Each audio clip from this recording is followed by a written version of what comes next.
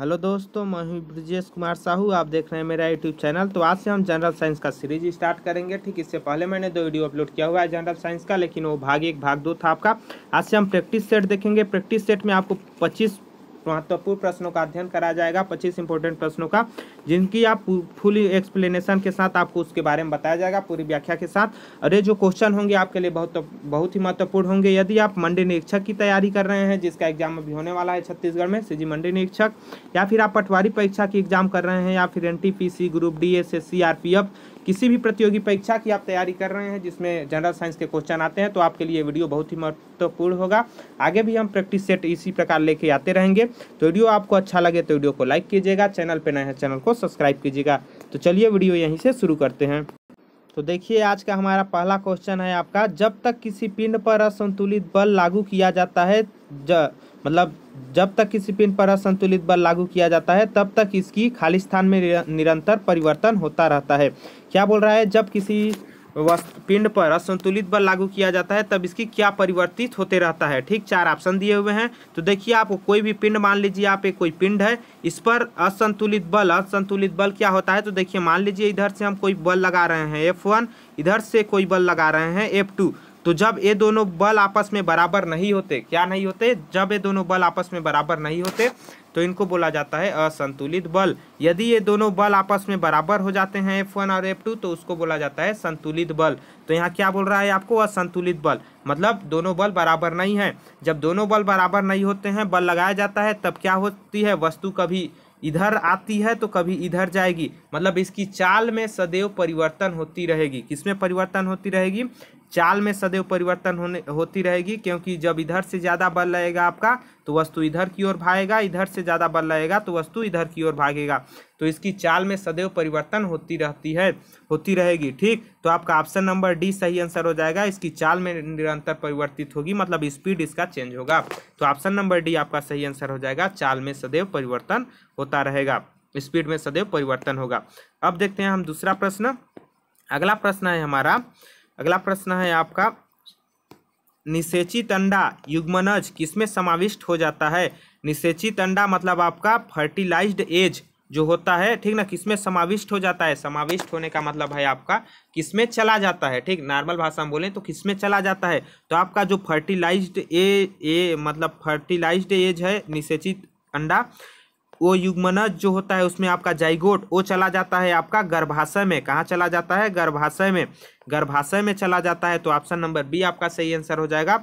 और गर्भाशय में किसका निर्माण होता है? तो आपका गर्भाशय में निर्माण होता है भ्रूण का। किसका निर्माण होता है? भ्रूण का गर्भाशय में निर्माण होता है। तो निषेचित अंडा जो युग्मनज होता है वो आपका गर्भाशय में चला जाता है। तो ऑप्शन नंबर बी आपका सही आंसर हो जाएगा। यूटेरस में चला जाता है, गर्भाशय में चला जाता है। ऑप्शन नंबर बी आपका सही आंसर हो जाएगा। अब हम देखते हैं अगला प्रश्न है हमारा, इम्ब्रायो बोला जाता है भ्रूण को। जो अभी मैं आपको बताया उसको इंग्लिश में इम्ब्रायो भी बोला जाता है, मतलब जो गर्भाशय में है उसमें आपका इम्ब्रायो का निर्माण होता है। अगला प्रश्न है हमारा, निम्नलिखित में से कौन से तत्व का रासायनिक प्रतीक लैटिन से लिया गया है? क्या लिया गया है आपका? लैटिन से। तो यहाँ आप ध्यान से देखिए, पहला में आपका क्या दिया है? एल्यूमिनियम। तो एल्यूमिनियम का सूत्र होता है आपका Al। क्या होता है? Al। उसके बाद क्लोरीन दिया हुआ है, क्लोरीन का सूत्र Cl होता है। कार्बन दिया हुआ है, कार्बन का सूत्र आपका C होता है। आयरन का सूत्र Fe होता है। तो इसको आप देखकर बता सकते हैं। ध्यान से देखिए, आपका एल्यूमिनियम, इसका इंग्लिश नाम क्या है आपका? एल्यूमिनियम। उसी से आपका इंग्लिश वर्ड से Al लिया गया है, तो ये आपका इंग्लिश शब्द से लिया गया है। आगे हम देखें क्लोरीन में भी आपका Cl आ रहा है इंग्लिश शब्द में, तो आपका उसी से इंग्लिश शब्द से Cl लिया गया है। कार्बन की बात करें उसमें भी आपका C आ रहा है इंग्लिश शब्द, फर्स्ट शब्द, पहला शब्द आपका कार्बन C। अब हम आयरन, लास्ट में आपका क्या है? आयरन। तो आयरन में आपका क्या स्पेलिंग होता है? IRON। क्या होगा आयरन का स्पेलिंग? IRON। तो इसका पहला शब्द क्या है? आई, लेकिन यहाँ इसका प्रतीक क्या होता है आपका? Fe। क्या होता है? Fe। तो आपका आयरन जो है वो लैटिन भाषा शब्द से लिया गया है। इसका लैटिन नाम है फेरम। क्या है आपका? Ferrum, FERRUM। फेरम है इसका लैटिन नाम, जिससे आयरन का जो प्रतीक है आपका, सूत्र है, वो लिया गया है आपका। इसको डेराइव करते हैं आयरन को Fe से, लैटिन भाषा से। तो आपका ऑप्शन नंबर डी सही आंसर हो जाएगा, आयरन। ठीक, जिसको लैटिन भाषा फेरम से लिया गया है। तो ऑप्शन नंबर डी आपका सही आंसर हो जाएगा। लैटिन भाषा से लिया गया है आयरन तत्व को, जिसका लैटिन नाम होता है फेरम। तो ये था तीसरा प्रश्न। अब हम देखते हैं अगला प्रश्न। अगला प्रश्न है आज का हमारा, सॉरी अच्छे से, हाँ अगला प्रश्न है, निम्नलिखित में से कौन सा न्यूटन की गति के तीसरे नियम का उदाहरण है। आप पहले जरूर जवाब देने की कोशिश कीजिएगा और आप कमेंट बॉक्स में कमेंट करके मुझे जरूर बताइएगा कि आप कितने प्रश्न इनमें से जानते थे। ठीक, साथ ही आपका रिवीजन भी अभी हो रहा है। तो वीडियो आपको अच्छा लग रहा होगा तो वीडियो को लाइक जरूर कीजिएगा, चैनल पर नए हैं चैनल को सब्सक्राइब कीजिएगा। देखिए अगला प्रश्न हमारा है, निम्नलिखित में से कौन सा न्यूटन की गति के तीसरे नियम का उदाहरण है। क्या पूछ रहा है, न्यूटन की गति के तीसरे नियम का उदाहरण कौन सा है। तो यहाँ हम देखते हैं आपका, तो न्यूटन की गति का तीसरा नियम आपका क्या होता है। न्यूटन की गति का तीसरा नियम होता है, प्रत्येक क्रिया के बराबर विपरीत प्रतिक्रिया होती है। मतलब जितना बल हम ऊपर की ओर लगाते हैं, मतलब नीचे की ओर लगाते हैं, उतना बल ऊपर की तरफ भी लगता है। इसी को बोला जाता है प्रत्येक क्रिया के बराबर विपरीत प्रतिक्रिया होती है। तो ये आपका कौन सा उदाहरण है इसका, तो आपका रॉकेट का लॉन्च करना, जो ऑप्शन नंबर डी दिया हुआ है, रॉकेट का लॉन्च करना, ये आपका उदाहरण है न्यूटन की गति के तीसरे नियम का। देखिए रॉकेट को लॉन्च कैसे किया जाता है। मान लीजिए आपका एक ये रॉकेट है, इसमें आपका इस टाइप से रहता है, ऊपर में ये रॉकेट है, इसमें आपका नीचे क्या भरा रहता है, इसमें आपका नीचे फ्यूल भरा रहता है, ईंधन भरा रहता है। नीचे क्या भरा रहता है, ईंधन। अब यहाँ जब जलाते हैं, नीचे में क्या करते हैं, जलाते हैं, तो इधर से गैस आपका नीचे आता है। क्या होता है, जो ऊपर फ्यूल भरे रहते हैं उस फ्यूल से आपका गैस नीचे आते जाता है, नीचे आता है। और जब धुआं के रूप में गैस नीचे आता है, ठीक ना, तो ये नीचे की ओर शक्ति प्रदान करता है, तो इसको ऊपर की ओर एक बल लगता है। ठीक, क्योंकि प्रत्येक क्रिया के बराबर विपरीत प्रतिक्रिया होती है, तो ये नीचे की तरफ धुआं बल लगाता है और रॉकेट ऊपर की तरफ उड़ता है। कैसे उड़ता है, ऊपर की तरफ उड़ता है। तो इसी प्रकार रॉकेट को लॉन्च किया जाता है, नीचे की तरफ धुआं आता है और ऊपर की तरफ रॉकेट उड़ता है। तो इस प्रकार जो रॉकेट का लॉन्च करना है आपका न्यूटन की गति के तीसरे नियम का उदाहरण है। तो ऑप्शन नंबर डी इसका सही आंसर हो जाएगा आपका, न्यूटन की गति के तीसरे नियम का उदाहरण है रॉकेट को लॉन्च करना। अगला प्रश्न है हमारा, किसी वस्तु पर कार्य करने वाले गुरुत्वीय बल के रूप में जाना जाता है। क्या है आपका, किसी वस्तु पर कार्य करने वाले गुरुत्वीय बल के रूप में जाना जाता है। मान लीजिए ये कोई वस्तु है, ठीक, ये कोई वस्तु है, इस पर गुरुत्वीय बल जो लगता है आपका, इसका मान लीजिए कितने द्रव्यमान का वस्तु है, मान लीजिए m द्रव्यमान का आपका वस्तु है, m द्रव्यमान, m किलोग्राम का एक कोई वस्तु है, इस पर नीचे की ओर जो बल लगता है उसको बोला जाता है F = mg। क्या बोला जाता है, F = mg। और यही जो नीचे की ओर बल आपका लगता है वस्तु पर, वो बोला, उसको दर्शाते हैं W से, उसको बोला जाता है वेट। वेट मतलब आपका भार, क्या बोला जाता है, भार। ठीक, तो किसी वस्तु पर कार्य करने वाले गुरुत्वीय बल के रूप में किसको जाना जाता है, गुरुत्वीय बल मतलब आपका, आप पृथ्वी पर खड़े होते हैं, पृथ्वी की ओर से एक बल लगता है जिसको गुरुत्वीय बल कहा जाता है। तो प्रत्येक वस्तु पर पृथ्वी की तरफ से एक बल लगता है, यही बल आपका F = mg होता है, F = mg। और इसी गुरुत्वीय बल को कहा जाता है भार। क्या कहा जाता है, भार, जो वस्तु का भार होता है। तो ऑप्शन नंबर डी आपका सही आंसर हो जाएगा। जो गुरुत्वीय बल को क्या कहा जाता है, वस्तु पर कार्य करने वाले गुरुत्वीय बल को भार कहा जाता है। तो यहाँ देखिए आपका वेट कहा जाता है, क्या कहा जाता है, वेट कहा जाता है, या फिर आप भार कहा जाता है। तो ऑप्शन नंबर डी आपका सही आंसर हो जाएगा, किसी वस्तु पर कार्य करने वाले गुरुत्वीय बल को भार कहा जाता है।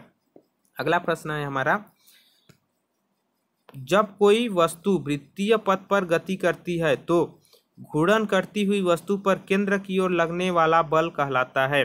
जब कोई वस्तु वृत्तीय पथ पर गति करती है तो घूर्णन करती हुई वस्तु पर केंद्र की ओर लगने वाला बल क्या कहलाता है। देखिए मान लीजिए कोई वृत्ताकार पथ है, इस पर कोई वस्तु गति कर रही है, इधर मान लीजिए आपका v वेग से गति कर रहा है, इधर भी आपका v वेग से गति करेगा। तो इस वस्तु पर जो वृत्ताकार मार्ग में गति करता है, उस वस्तु पर केंद्र की ओर से एक बल लगता है। क्या लगता है, केंद्र की ओर से एक बल लगता है, जिसके कारण ये जो वस्तु है आपका वृत्ताकार मार्ग में गति करता है। इस बल को आपको दर्शाया जाता है Vc से। किससे दर्शाया जाता है, Vc।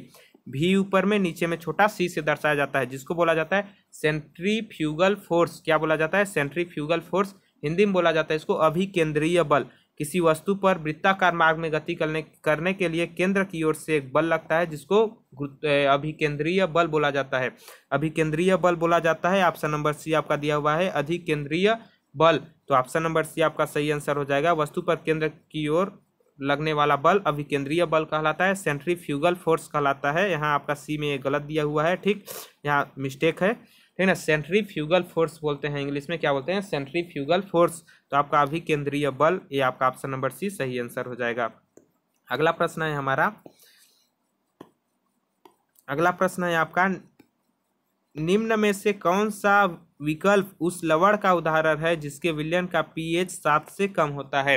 क्या बोल रहा है, कौन सा विलयन उस लवण का उदाहरण है जिसके विलयन का pH 7 से कम होता है। इसमें आपको दिमाग लगाने की जरूरत है। देखिए प्रश्नों को कैसे हल करेंगे आप। क्या बोल रहा है, उस लवण का उदाहरण है जिसके विलयन का pH मान 7 से कम होता है। आपका शुरू में क्या दिया हुआ है, सोडियम कार्बोनेट। सोडियम कार्बोनेट का आपका सूत्र क्या होता है, Na2CO3। क्या होता है, Na2CO3। उसके बाद आपका सोडियम बाइकार्बोनेट दिया हुआ है। सोडियम बाइकार्बोनेट का होता है NaHCO3। क्या होता है, NaHCO3। उसके बाद आपका सोडियम क्लोराइड का दिया हुआ है। सोडियम क्लोराइड का होता है NaCl। उसके बाद अमोनियम क्लोराइड। अमोनियम क्लोराइड का सूत्र होता है NH4Cl। क्या होता है, NH4Cl।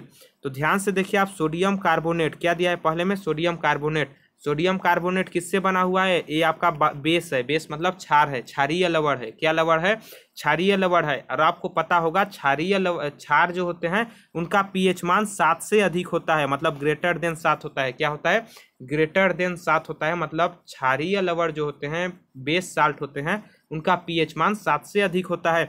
तो सोडियम कार्बोनेट आपका होगा नहीं। सोडियम बाइकार्बोनेट भी आपका क्षार है, बेसिक साल्ट है, मतलब क्षारीय लवण है। तो आपका सोडियम बाइकार्बोनेट भी आपका नहीं होगा, क्योंकि ये भी क्षारीय लवण है और क्षार का pH मान 7 से अधिक होता है। इसमें आपका बोला है 7 से कम किसका होता है, ठीक। उसके बाद थर्ड में आपका है सोडियम क्लोराइड। तो सोडियम क्लोराइड साधारण नमक है, इसको तो आप जानते होंगे, जो लवण है। क्या है, लवण है। और लवण जो होता है उसका pH मान आपका 7 होता है। क्या होता है, लवण का pH मान एग्जैक्ट 7 होता है। क्षारीय लवण का pH मान 7 से अधिक होता है। अम्लीय लवण का pH मान 7 से कम होता है। तो ये भी आपका नहीं होगा, क्योंकि सोडियम क्लोराइड साधारण नमक से लवण है, मतलब लवण है केवल, और साधारण नमक है, इसका pH मान 7 होता है। अब आपका लास्ट बचा अमोनियम क्लोराइड। तो अमोनियम क्लोराइड आपका एसिडिक साल्ट है। क्या है, एसिडिक साल्ट है, मतलब अम्लीय लवण है।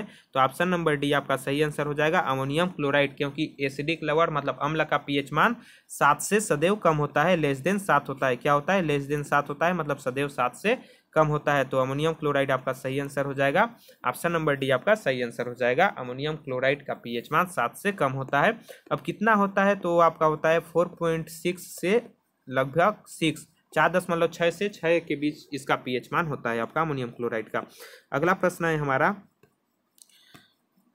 धातु ऑक्साइड और हाइड्रोजन का निर्माण करने के लिए निम्न में से कौन सी धातु वाष्प के साथ अभिक्रिया करती है। क्या बोल रहा है, धातु ऑक्साइड व हाइड्रोजन का निर्माण करने के लिए कौन सी धातु वाष्प के साथ अभिक्रिया करती है। वाष्प मतलब क्या समझे आप, पानी। वाष्प मतलब क्या, पानी। पानी के साथ क्रिया करती है। पहला में आपका दिया हुआ है एल्यूमिनियम। तो एल्यूमिनियम जो होता है आपका, एल्यूमिनियम के 2 अणु पानी के 2 अणु से आपस में क्रिया करते हैं। यहाँ आपके पानी मतलब यहाँ वाष्प के रूप में क्रिया करते हैं, जिसके लिए यहाँ जी का प्रयोग करते हैं। जी मतलब आपका होता है गैस, इसका मतलब होता है आपका भाप या फिर वाष्प बोल सकते हैं इसी को। एल्यूमिनियम जो है पानी से क्रिया करता है, तो आपका बनाता है Al2O3। क्या बनाता है, Al2O3, मतलब धातु ऑक्साइड इसको, या फिर एल्यूमिनियम ऑक्साइड बोला जाता है। साथ ही आपका H2 बाहर निकालता है। क्या निकालता है, H2 बाहर निकालता है, हाइड्रोजन गैस बाहर निकालता है। तो इसका आपका ऑप्शन नंबर ए सही आंसर हो जाएगा, एल्यूमिनियम। एल्यूमिनियम ऐसा धातु है जो धातु ऑक्साइड व हाइड्रोजन का निर्माण करने के लिए धातु वाष्प के साथ अभिक्रिया करता है। साथ ही इसको आप कैसे समझ सकते हैं, देखिए ये आपका जो कापर होता है, कापर का सूत्र Cu होता है। लेड होता है, उसका सूत्र आपका Pb होता है। और सिल्वर का Ag होता है। ये जो आपके तीनों तत्व हैं, ये तीनों धातु जो हैं आपके, एक कभी भी पानी के साथ क्रिया नहीं करते हैं। क्या नहीं करते हैं, जो आपके कापर है, लेड है और सिल्वर है, तीनों धातु पानी के साथ क्रिया नहीं करते हैं। तो आपका ऑप्शन नंबर ए सही आंसर हो जाएगा। एल्यूमिनियम है जो पानी के साथ क्रिया करके, पानी मतलब आपका वाष्प के रूप में पानी को यूज किया जा रहा है, यहाँ उपयोग किया जा रहा है, तो वाष्प के साथ क्रिया करके आपका धातु ऑक्साइड और हाइड्रोजन का निर्माण करते हैं। तो ऑप्शन नंबर ए आपका सही आंसर हो जाएगा, एल्यूमिनियम। अगला प्रश्न है हमारा, एक ड्राइवर कार को 15 मीटर प्रति सेकंड की चाल से चलाता है। ठीक, एक ड्राइवर कार को 15 मीटर प्रति सेकंड की चाल से चलाता है। उसके द्वारा 3 घंटे 20 मिनट में तय की गई कुल दूरी ज्ञात कीजिए। तय की गई कुल दूरी ज्ञात करना है। दूरी को दर्शाते हैं आपका डी से। ठीक, आपको पता होगा दूरी बराबर क्या होता है आपका, चाल गुणा समय। क्या होता है, चाल गुणा समय, मतलब स्पीड गुणा टाइम। क्या होता है, स्पीड गुणा टाइम। ये सूत्र आप जानते होंगे कि दूरी बराबर चाल गुणा समय, मतलब d बराबर एस गुणा टी, मतलब डिस्टेंस बराबर स्पीड इनटू टाइम। ये सूत्र होता है। अब आपका क्या दिया हुआ है, 15 मीटर प्रति सेकंड 3 घंटा 20 मिनट। तो इसको आपको घंटे में दिया हुआ है, तो इसको भी आप 15 मीटर प्रति सेकेंड को क्या कीजिए, किलोमीटर प्रति घंटा में चेंज करना है। किलोमीटर प्रति घंटा में चेंज करने के लिए 18/5 से इसका क्या करते हैं, गुणा करते हैं। किससे गुणा करते हैं, 18/5 से गुणा करते हैं किलोमीटर प्रति घंटा में चेंज करने के लिए मीटर प्रति सेकेंड को। तो ये हो गया आपका 5 एकम 5, 5 तिया 15, 18 तिया आपका 54 हो गया। कितना हो गया, 54। तो यहाँ कितना आ जाएगा आपका, 54 किलोमीटर प्रति घंटा। कितना आएगा आपका, 54 किलोमीटर प्रति घंटा। इसको आपको चेंज करने आना चाहिए। देखिए यहाँ कितना हो जाएगा आपका, 54 किलोमीटर प्रति घंटा के रफ्तार से आप क्या क्या कर रहा है, चल रहा है। और टाइम कितना है, 3 घंटे 20 मिनट।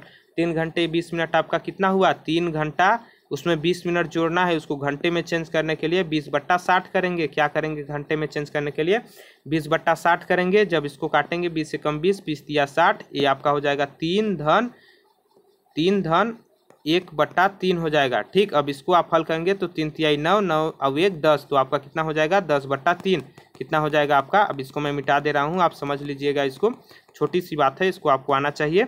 कितना आ गया यहाँ, 10/3, 10/3 घंटा। कितना, 10/3 घंटा। अब यहाँ आप स्पीड कितना आ गया आपका, 54 किलोमीटर प्रति घंटा। उसके बाद आपका आ गया 54 किलोमीटर प्रति घंटा, और टाइम आपका आ गया 10/3 घंटा। अब इसको आप 3 एकम 3, 18 तिया 54 हो गया। 18 दाहम आपका हो गया 180। तो आपका कितना हो गया डिस्टेंस, दूरी कितने हो गए आपके, 180 किलोमीटर। कितना हो गया, 180 किलोमीटर। तो ऑप्शन कौन सा दिया हुआ है आपका, ऑप्शन नंबर बी में दिया हुआ है 180 किलोमीटर। तो ऑप्शन नंबर बी आपका सही आंसर हो जाएगा, 180 किलोमीटर। तो ऐसे आपको प्रश्नों को हल करना है। पहले आप यूनिट जो होता है उसको चेंज करना सीखना आना चाहिए आपको। जैसे देखिए यहाँ फर्स्ट में हम डायरेक्ट हल क्यों नहीं किए, इसको डी बराबर एस गुणा टी में मान रख के क्यों हल नहीं किए, क्योंकि यहाँ आपका मीटर प्रति सेकंड दिया हुआ है, यहाँ घंटा में दिया हुआ है। यदि आपका दिया हुआ होता है यहाँ मीटर प्रति सेकंड और यहाँ सेकंड में दिया होता, तब हम डायरेक्ट हल कर सकते थे, या फिर इसको हम सेकंड में चेंज करना पड़ता हमको। यदि मीटर प्रति सेकंड को नहीं बदलते तो घंटा मिनट को सेकंड में चेंज करना पड़ता। और यहाँ आपका किलोमीटर में आंसर दिया हुआ है, देख सकते हैं, इसलिए हमने मीटर प्रति सेकंड को किलोमीटर प्रति घंटे में चेंज किए। तो आप मीटर प्रति सेकंड को जब किलोमीटर प्रति घंटे में चेंज करेंगे तो आपको गुणा करना पड़ेगा 18/5 का। और यदि आपको किलोमीटर प्रति घंटा दिया हो, उसको आपको मीटर प्रति सेकंड में चेंज करना है, तो आपको 5/18 का गुणा करना पड़ेगा। कब, मीटर प्रति सेकंड में चेंज करने के लिए। मीटर प्रति सेकंड में चेंज करने के लिए 5/18, किलोमीटर प्रति सेकंड में प्रति घंटा में चेंज करने के लिए आपको 18/5। तो इसको आपको पता होना चाहिए। ठीक, अब हम देखते हैं अगला प्रश्न आज का। आशा करता हूँ आपको प्रश्न समझ में आया होगा। अगला प्रश्न है, निम्नलिखित में से क्या ठोस, द्रव एवं गैस तीनों में पाया जाता है। पहला दिया हुआ है आपका धातु, निष्क्रिय धातु, अधातु, उपधातु। कौन सा आपका ठोस, द्रव एवं गैस तीनों के रूप में पाया जाता है। तो जो आपके अधातु होते हैं वो ठोस, द्रव एवं गैस तीनों रूप में पाए जाते हैं। उदाहरण के लिए हम बताएं आपको तो पी ब्लॉक के जो एलिमेंट होते हैं, पी ब्लॉक के तत्व होते हैं, उनमें बहुत से तत्व आपके अधातु हैं। उन्हीं के तत्व, मतलब पी ब्लॉक के केवल तत्व अधातु हैं, बाकी सभी ब्लॉक के तत्व धातु हैं। ठीक, तो पी ब्लॉक के वो भी सभी तत्व नहीं हैं, अधिकांश तत्व लेकिन अधातु हैं पी ब्लॉक के। ठीक, तो आपका अधातु जो है आपका, जैसे कार्बन हो गया आपका, कार्बन किस रूप में पाया जाता है प्रकृति में, कार्बन ठोस रूप में पाया जाता है, और कार्बन आपका अधातु है। ठीक, उसके बाद क्लोरीन की बात करें तो क्लोरीन आपके द्रव के रूप में पाया जाता है। किस रूप में पाया जाता है, क्लोरीन द्रव के रूप में पाया जाता है, जो कि आपका अधातु है। ठीक, उसके बाद हम बात करें Cl2, क्लोरीन अणु या फिर ब्रोमीन अणु, ठीक ना, इनकी बात करें आपका, तो ये सब आपके गैस के रूप में पाए जाते हैं। किसके रूप में पाए जाते हैं, गैस के रूप में पाए जाते हैं। क्लोरीन अणु, ब्रोमीन अणु या फिर ऑक्सीजन, आपका ऑक्सीजन गैस के रूप में पाया जाता है। तो अधातु जो होते हैं आपके तीनों रूप में पाए जाते हैं सदैव, ठोस, द्रव एवं गैस अवस्था में, तीनों अवस्था में अधातु पाए जाते हैं। तो ऑप्शन नंबर सी आपका सही आंसर हो जाएगा, अधातु तीनों अवस्था में पाए जाते हैं। अगला प्रश्न है अब हमारा, the flexibility in plant is due to tissue. मतलब आपका है पौधों में लचीलापन किस ऊतक के कारण होता है, खालिस्तान ऊतक के कारण होता है, मतलब किस ऊतक के कारण होता है।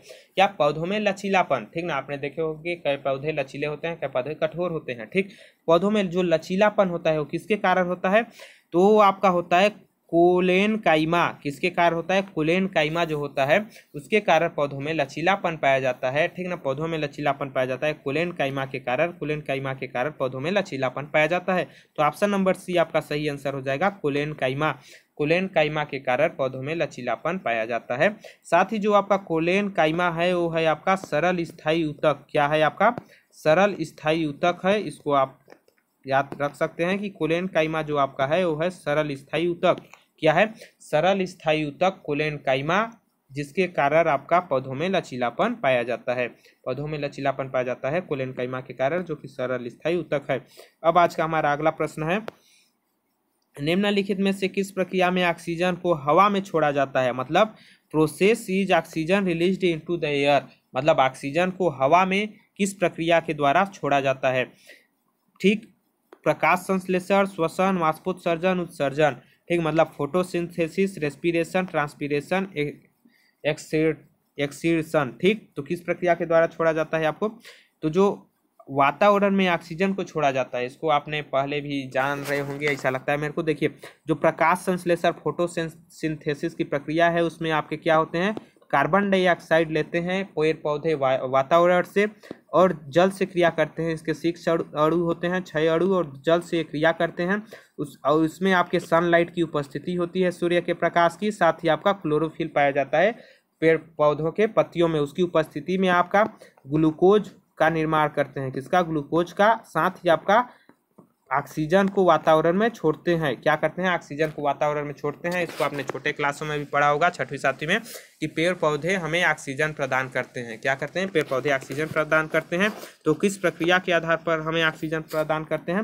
फोटोसिंथेसिस, प्रकाश संश्लेषण की प्रक्रिया के आधार पर वो हमें ऑक्सीजन प्रदान करते हैं। तो इसका किस प्रक्रिया में ऑक्सीजन को हवा में छोड़ा जाता है? तो प्रकाश संश्लेषण, फोटोसिंथेसिस की प्रक्रिया में ऑक्सीजन को हवा में छोड़ा जाता है।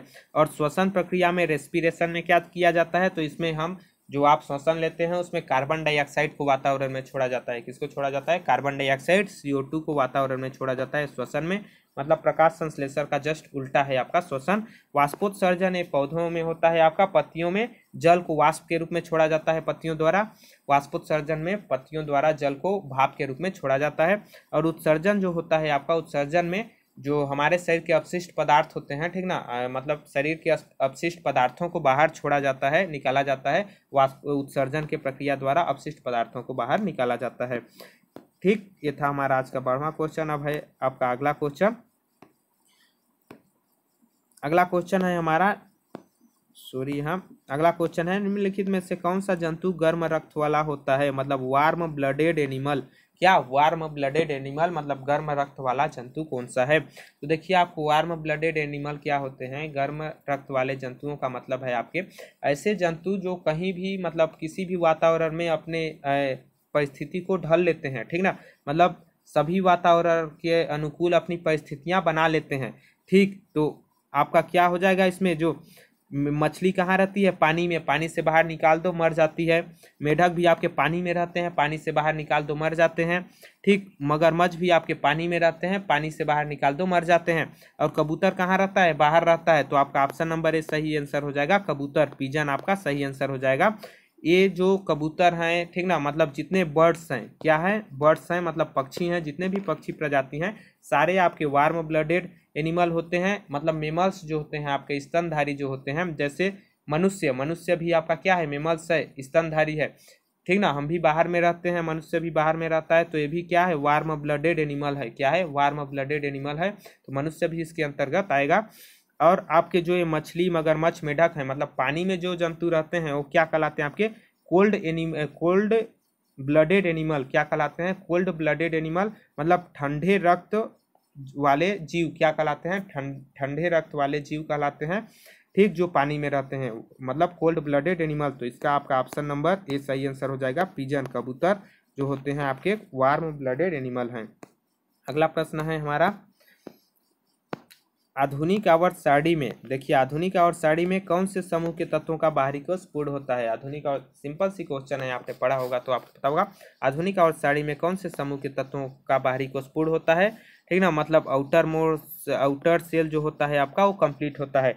तो जो 18 समूह के तत्व होते हैं, 18वें समूह के जो तत्व होते हैं आधुनिक आवर्तसारणी में, उनका बाहरी कोष पूरी तरह से पूर्ण होता है। और इन 18वें समूह के तत्वों को क्या कहा जाता है आपका? उत्कृष्ट गैस भी कहा जाता है, नोबल गैस भी कहा जाता है, इनर्ट गैस भी कहा जाता है, और शून्य समूह के तत्व भी कहते हैं। क्या क्या कहते हैं? 18वें ग्रुप के तत्व, शून्य समूह के तत्व, और आपका इनर्ट गैस कहा जाता है, उत्कृष्ट गैस आपको इसी को कहा जाता है, उत्कृष्ट गैस, नोबल गैस भी इसी को कहा जाता है।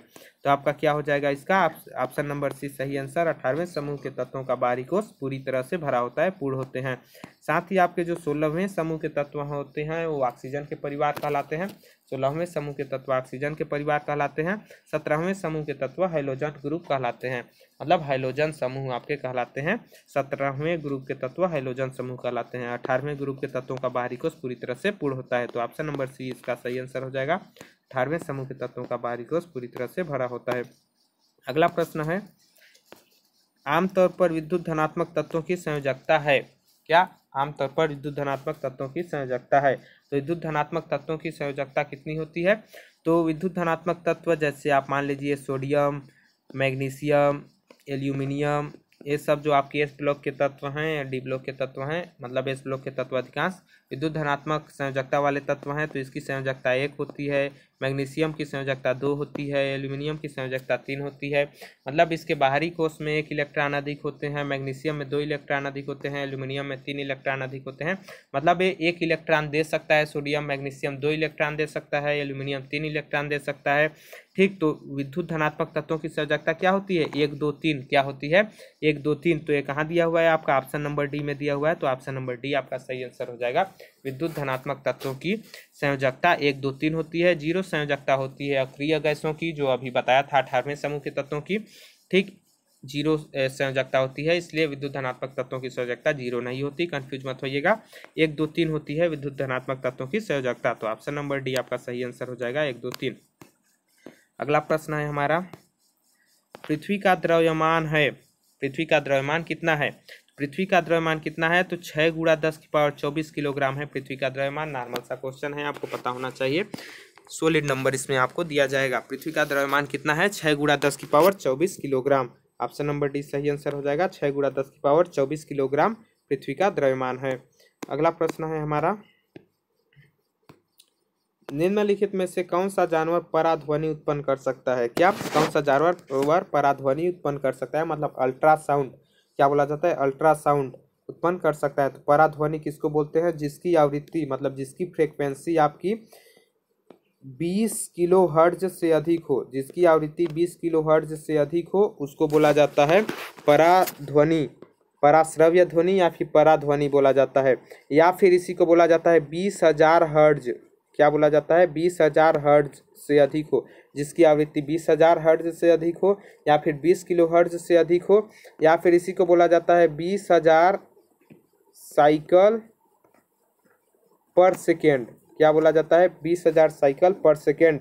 मतलब ये जो तरंग के रूप में जब जाता है तो आपका 1 सेकेंड में 20 बार ऐसे ऐसे करता है, जो आपका कंपन है, ठीक ना, ये 20,000 बार, 20,000 बार 1 सेकेंड में कंपन करता है, 20,000 से ज़्यादा बार, तब उसको कहा जाता है पराध्वनि या पराश्रव्य ध्वनि। तो कौन सा जानवर पराश्रव्य ध्वनि उत्पन्न कर सकते हैं? तो होते हैं आपके पोरपोइसेस। क्या होते हैं? पोरपोइसेस। पोरपोइसेस जो होते हैं, मतलब मरीन मेमल्स, मतलब समुद्री जीव, क्या समुद्री स्तनधारी, समुद्री स्तनधारी जो होते हैं आपके, वो पोरपोइसेस कहलाते हैं। पोरपोइसेस आपके समुद्री स्तनधारी कहलाते हैं, जैसे शार्क मछली वगैरह हो गए। तो पोरपोइसेस जो होते हैं आपके, वो पराध्वनि उत्पन्न कर सकते हैं। तो ऑप्शन नंबर बी इसका सही आंसर हो जाएगा आपका, पोरपोइसेस। पोरपोइसेस जो होते हैं वो पराश्रव्य ध्वनि उत्पन्न कर सकते हैं, पराध्वनि, जिसकी आवृत्ति कितनी होती है? 20,000 हर्ट्ज से अधिक होती है। तो ऑप्शन नंबर बी इसका सही आंसर हो जाएगा। अगला प्रश्न है हमारा, निम्नलिखित में से किस माध्यम में ध्वनि की गति सर्वाधिक होती है? किस माध्यम में ध्वनि की गति सर्वाधिक होती है?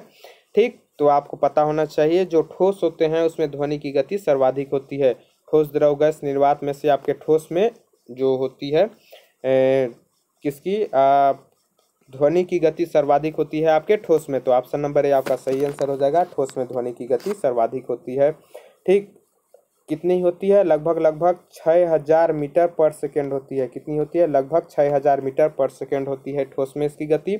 वायु में इसकी गति होती है 332 मीटर पर सेकेंड। कितनी होती है, 332 मीटर पर सेकेंड वायु में इसकी गति होती है।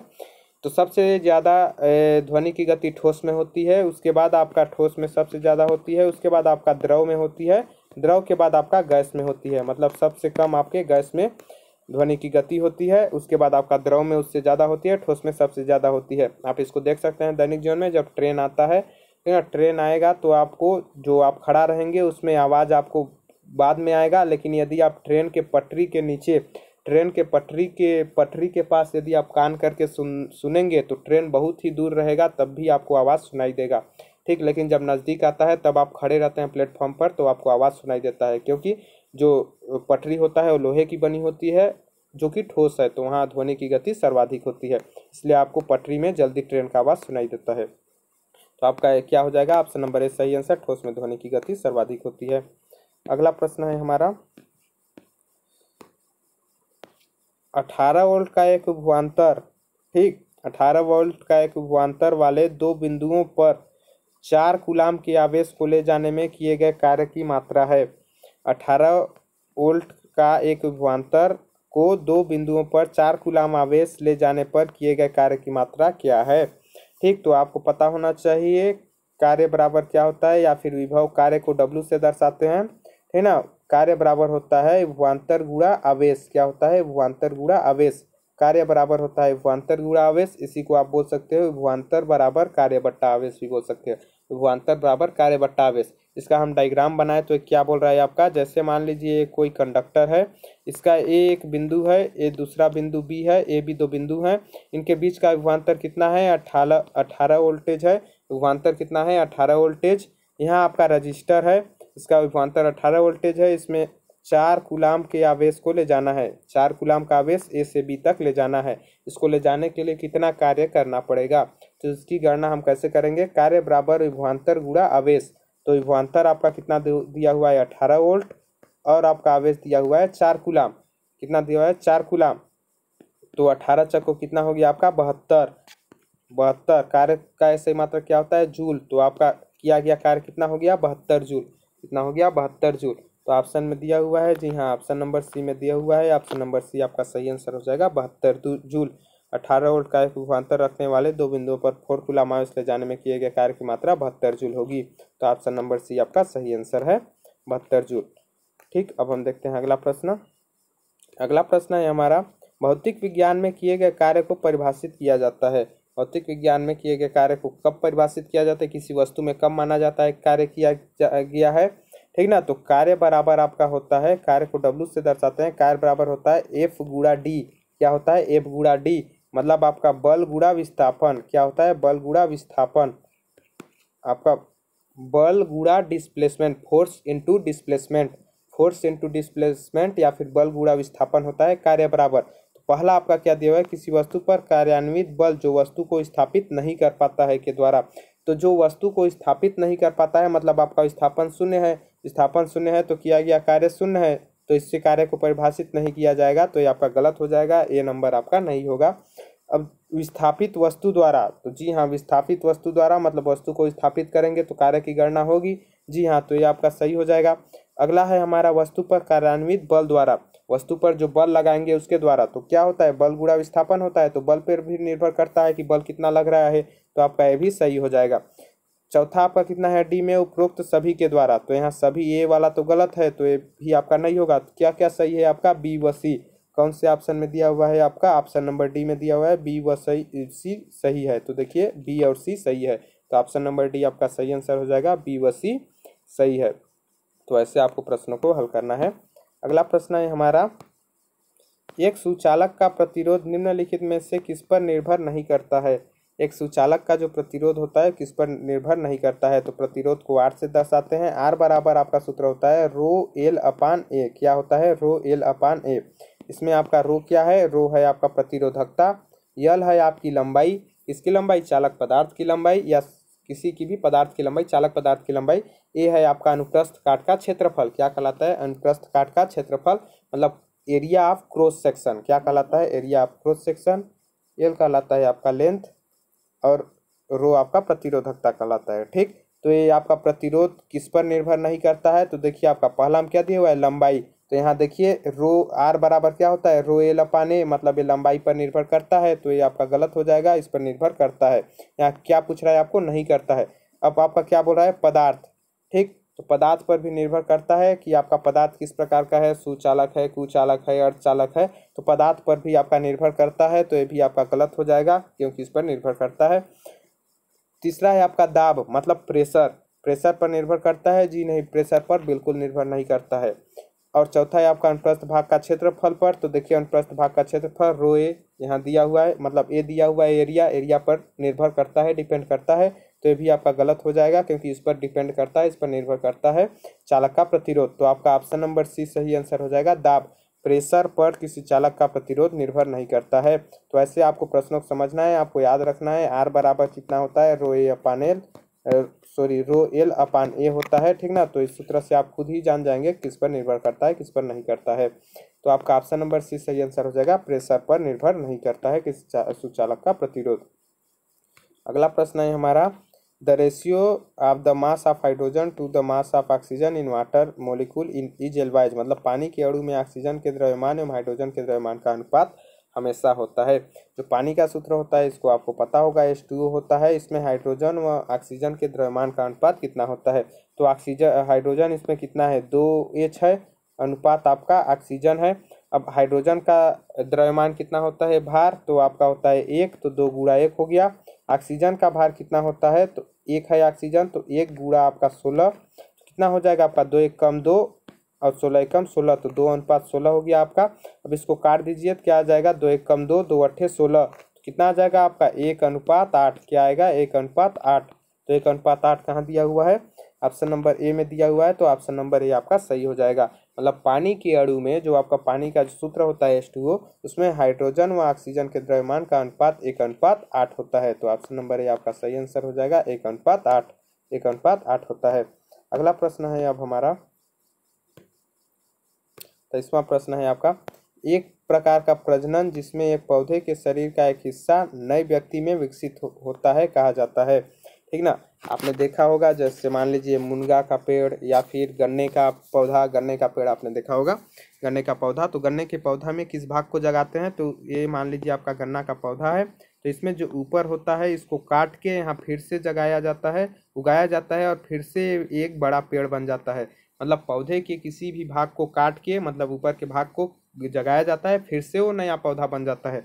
तो वही क्वेश्चन पूछ रहा है आपका कि एक प्रकार का प्रजनन जिसमें एक पौधे के शरीर का एक हिस्सा, ठीक ना, एक हिस्सा नए व्यक्ति में विकसित होता है, मतलब पूरी तरह से विकसित हो जाता है, उससे क्या कहा जाता है। तो इस प्रकार को कहा जाता है आपका वनस्पति प्रसार। क्या कहा जाता है, वनस्पति प्रसार कहा जाता है इस प्रकार को, मतलब वेजिटेटिव प्रोपागेशन। क्या कहा जाता है, वेजिटेटिव प्रोपागेशन कहा जाता है इस प्रकार की प्रक्रिया को, वेजिटेटिव प्रोपागेशन कहा जाता है, वनस्पति प्रसार। तो ऑप्शन नंबर ए आपका सही आंसर हो जाएगा, वनस्पति प्रसार कहा जाता है, वेजिटेटिव प्रोपागेशन कहा जाता है। अब हमारा अगला प्रश्न है, धावन सोडा के एक अणु में पानी के कितने अणु उपस्थित होते हैं। ध्यान से देखिएगा, धावन सोडा मतलब आपका क्या हुआ, वाशिंग सोडा, इसको क्या बोला जाता है, वाशिंग सोडा। इसका रासायनिक सूत्र आपको, अब आप 2 प्रकार के अभी देखेंगे, देखिएगा वाशिंग सोडा। तो आपका एक होता है आपका सोडियम कार्बोनेट Na2CO3, क्या होता है, Na2CO3, जिसको बोला जाता है आपका सोडियम कार्बोनेट।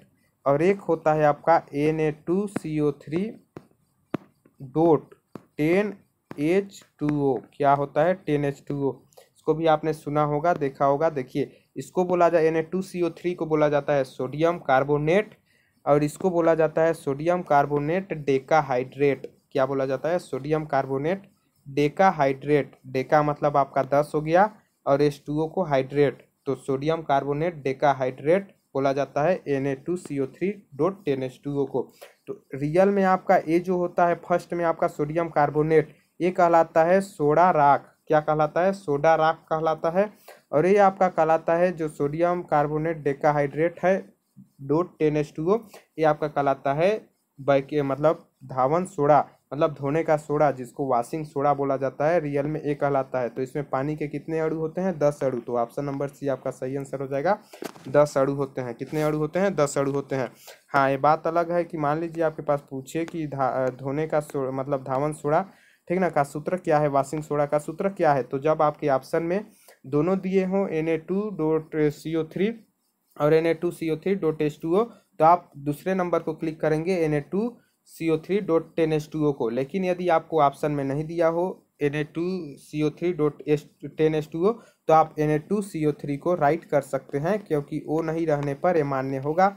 लेकिन जब दोनों दिए रहेंगे तो आपका रियल सूत्र वही होता है धोने का सोडा का, .10H2O जुड़ जाता है उसमें। तो इसमें क्या होगा आपका? ऑप्शन नंबर बी सही आंसर हो जाएगा, जल के 10 अणु होते हैं। अगला प्रश्न है हमारा 10वां प्रश्न, सोडा वाटर इज ए, ठीक ना, मतलब सोडा वाटर होता है, सोडा वाटर क्या होता है, ठीक ना, जो आप पेप्सी पीते होंगे, ठीक ना, स्प्राइट वगैरह, उसी को पूछ रहा है सोडा वाटर क्या होता है, ठीक ना। तो देखिए सोडा वाटर में क्या होता है, आपका जो वाटर होता है इसमें पानी होता है और उसमें आपके CO2 मिले होते हैं। क्या मिला होता है? CO2, कार्बन डाइऑक्साइड समान रूप से मिला होता है, जिसके कारण जब आप उसे पीते हैं तो आपको एक ढेकार आती है। क्या आती है? ढेकार आती है, जिसमें आपके पेट के अंदर के जो भी मतलब बेकार पदार्थ होते हैं वो बाहर निकल जाते हैं गैस के रूप में, जिससे आपको आनंद की अनुभूति होती है, मतलब आपको अच्छा महसूस होता है। अच्छा महसूस होता है क्यों? CO2 वहाँ बाहर निकलता है। क्या निकलता है? CO2 बाहर। तो ये आपका सोडा वाटर जो होता है वो क्या है? आपका विलयन है। क्या है? विलयन है। किस प्रकार का विलयन है? समांगी विलयन है। समांगी मिश्रण जिसको बोला जाता है, समांगी मिश्रण विलयन है, क्योंकि CO2 इसमें समान रूप से जुड़ा होता है। किसमें? आपका जो वाटर होता है उसमें CO2 समान रूप से मिला होता है। तो आपका समांगी मिश्रण है सोडा वाटर, तो आपका सोडा वाटर विलयन है। तो ऑप्शन नंबर डी आपका सही आंसर हो जाएगा, सोडा वाटर क्या है? विलयन है। तो ये था आज का हमारा अंतिम प्रश्न और 5वां प्रश्न। तो ये थे आज के हमारे 5 प्रश्न। तो वीडियो आपको कैसा लगा कमेंट बॉक्स में कमेंट करके जरूर बताइएगा। वीडियो देखने के लिए बहुत बहुत धन्यवाद। Thanks for watching. जल्द मिलेंगे अगले वीडियो में, तब तक के लिए जय हिंद, जय भारत, जय छत्तीसगढ़। यदि आपको वीडियो अच्छा लगे तो वीडियो को लाइक जरूर कीजिएगा और ज़्यादा से ज़्यादा लोगों तक शेयर कीजिएगा। धन्यवाद। जय हिंद, जय भारत।